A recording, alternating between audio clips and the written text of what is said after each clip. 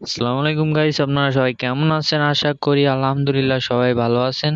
আজকে আপনাদের দেখাবো ইমো আইডি হ্যাক হয়েছে কিনা, আপনারা কিভাবে দেখবেন আপনার ইমো আইডি হ্যাক হয়েছে কিনা। তা চলুন আমরা ভিডিওটা শুরু করি।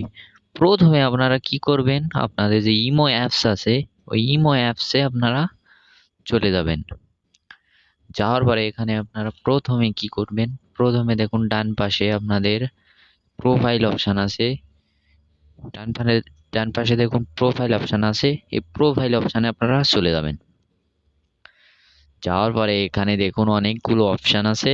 এই অপশানের ভিতরে আপনারা দেখুন সিকিউরিটি অ্যান্ড প্রাইভেসি।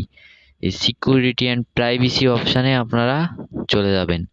আমি এই সিকিউরিটি অপশানে চলে যাব। যাওয়ার পরে এখানে আপনারা দেখুন নিচে আসবেন, একটু নিচে আসার পরে দেখবেন যে ম্যানেজ ডিভাইস নিচে দেখুন ব্লক লিস্ট।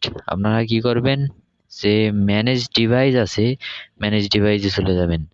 যাওয়ার পরে এখানে দেখবেন, এখানে যদি আপনাদের ফোনের যে ফোন দিয়ে আপনারা ইমো চালান সেই ফোনের ডিভাইসটা এখানে লেখা থাকবে।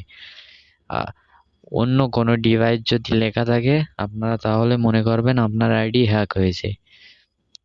আপনারা যদি আপনাদের ডিভাইস দেখেন তাহলে আপনারা আপনাদের কোনো চিন্তার কোনো কারণ নেই। এখানে যদি আপনাদের ইমো আইডি আপনাদের ফোনের যে ডিভাইস আছে সেটা যদি দেখেন তাহলে কোনো চিন্তার কোনো কারণ নেই। তা আমরা ভিডিওটা ভালো লাগলে লাইক কমেন্ট সবাই শেয়ার করে দিবেন।